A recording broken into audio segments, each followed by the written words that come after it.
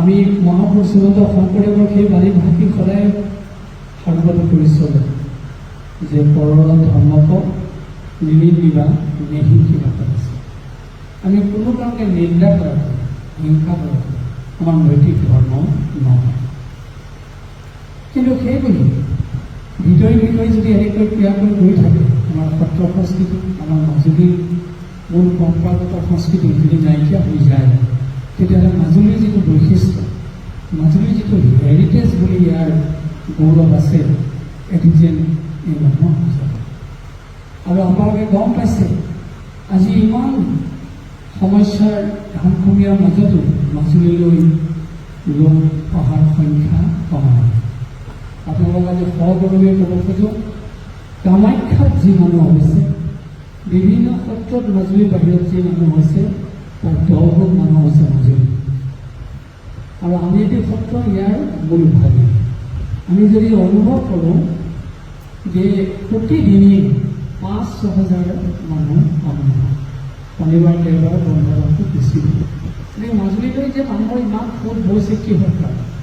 আপোনালোকে জানে মাজুলীত ইমান ধুনীয়া দালান নাই, ইমান ধুনীয়া বিল্ডিং নাই, মাজুলীত এনেকুৱা ধুনীয়া কোনো কাৰুকাৰ্য নাই। কিন্তু ইয়াৰ যিটো নান্দনিক পৰিৱেশ, ইয়াৰ যিটো প্ৰাকৃতিক পৰিৱেশ, ইয়াৰ যিটো সত্ৰসমূহৰ বৈশিষ্ট্য, সেই কথা চাবৰ কাৰণে মানুহে আমি ঢুকলীয়াই আহে। আমি সেইকাৰণে পুনৰ কৈছোঁ, কোনো অনুষ্ঠানৰ লগত মাজুলীলৈ দেশী বিদেশী পৰ্যটক অহাৰ সংখ্যা কোনোদিনে কম নহয়, তুলনা কৰিলে 10 গুণ বেছি হয়। কিন্তু যথাৰ্থতে যদি মাজুলীৰ সমস্যাবিলাক সদায় গতিশীল হৈ থাকে, আমি যদি ইয়াক নিৰ্মূল কৰিব নোৱাৰোঁ, আমাৰ এই কিতাপ কোনোবাই কেতিয়াবা প্ৰশ্ন কৰে যে মাজুলী হেৰিটেজ আপোনালোকে আন্দোলন কৰিব লাগে। তেতিয়া আমি উত্তৰ কৈছোঁ যে মাজুলী যিখিনি হেৰিটেজৰ উৎপাদন আছে, বৈশিষ্ট্য আছে, তাৰ লগত তুলনা কৰিব লাগে। হেৰিটেজ স্বীকৃতি দিবৰ কাৰণে আমি আন্দোলন কৰাৰ প্ৰয়োজন নাই। এদিন সকলোৱে ক'ব লাগিব একমুখেৰে যে মাজুলী সঁচাকৈ ৱৰ্ল্ড হেৰিটেজ হওক, কালচাৰেল হেৰিটেজ হওক। আৰু ইতিমধ্যে সেই কথালৈ মাজুলী অগ্ৰসৰ হৈছে। বহুত মানুহে মুখে কৈছে যে মাজুলী হেৰিটেজৰ আখ্যা পাব লাগে। আৰু আমি সেইটো বিশ্বাসী, এদিন মাজুলীয়ে অনতিক্ৰমে সেই কিতাপ লাভ কৰিব, তাৰ কাৰণে আমি আন্দোলন কৰিব নালাগে।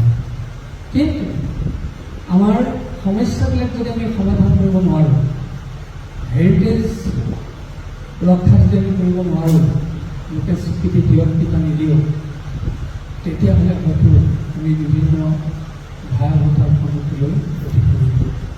গতিকে আমি ভাবোঁ যে সকলোৱে একত্ৰিত হৈ এই সমস্যা সমাধানৰ কাৰণে আমি এতিয়া সময় থাকোঁতেই উঠি পৰি লাগিব লাগে।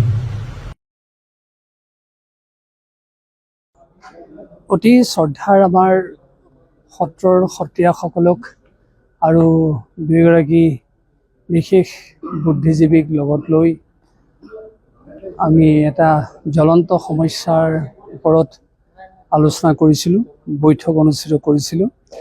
ইতিমধ্যে সকলোৱে ইমান সুন্দৰ মন্তব্য আগবঢ়াইছে আৰু ইমান সুন্দৰকৈ বিষয়বস্তুটোৰ ভিতৰলৈ গৈছে, সেইটোৱে আমাক বৰ প্ৰেৰণা দিছে আৰু আমি সাহস লাভ কৰিছোঁ। আমি প্ৰথমতে আজি মাজুলীৰ ধৰ্মান্তৰিত যিটো সমস্যা, সেইটোৰ ওপৰত আলোচনা কৰিছিলোঁ। আৰু দ্বিতীয়তে আমাৰ যি গাঁও তথা নামঘৰসমূহত ভাগ কৰাৰ ব্যৱস্থা আছে, যিটো মহাপুৰুষ শ্ৰীমন্ত শংকৰদেৱ গুৰুজনাৰ আদৰ্শৰ এটা পৰিপন্থী কাৰ্য হৈছে বুলি আমি গণ্য কৰোঁ।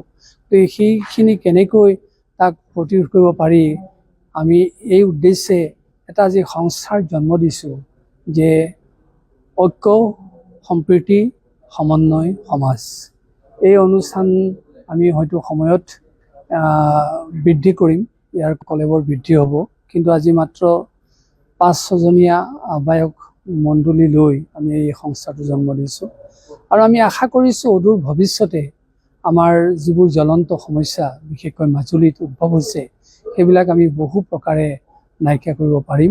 আৰু এই ক্ষেত্ৰত আমাৰ এটাই বিশ্বাস, এটাই আশা, আমি কেতিয়াও যুদ্ধৰে, হিংসাৰে এই সমস্যাবিলাক আমি সমাধান কৰিব নোৱাৰোঁ। অতি বিনীত ভাৱেৰে আমি সকলোৰে সৈতে সম্প্ৰীতি স্থাপন কৰি আমি সমস্যাবিলাক সমাধান কৰিব পাৰিম।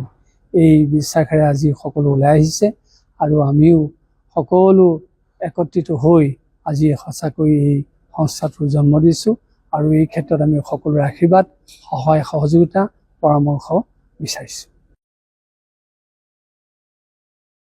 মাজুলীত আমাৰ নিজৰ সংস্কৃতি, নিজৰ পৰম্পৰা ৰক্ষাৰ কাৰণে আজি আমি কেইবাখনো সত্ৰাধিকাৰ তথা বিভিন্ন সংগঠনৰো বহুকেইজন লোক একত্ৰিত হৈ আজি আলোচনা কৰা হৈছে।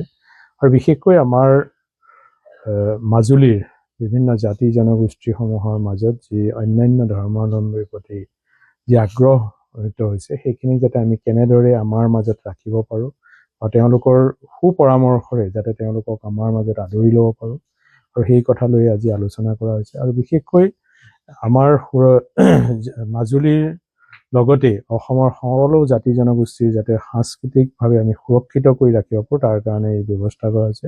আৰু যাৰ কাৰণে আজি আউনীআটী সত্ৰৰ সত্ৰাধিকাৰ আমি এনেকৈ বহুকেইজন সত্ৰাধিকাৰ একত্ৰিত হৈ এক ঐক্য মঞ্চৰ চিন্তা কৰা হৈছে, যাতে আমি সকলোৱে একত্ৰিতভাৱে ৰাইজৰ মাজত কাম কৰিব পাৰোঁ, তাৰ এক পৰিকল্পিত ব্যৱস্থাৰে যাতে আমি আগুৱাৰ পৰিকল্পনা কৰা হৈছে।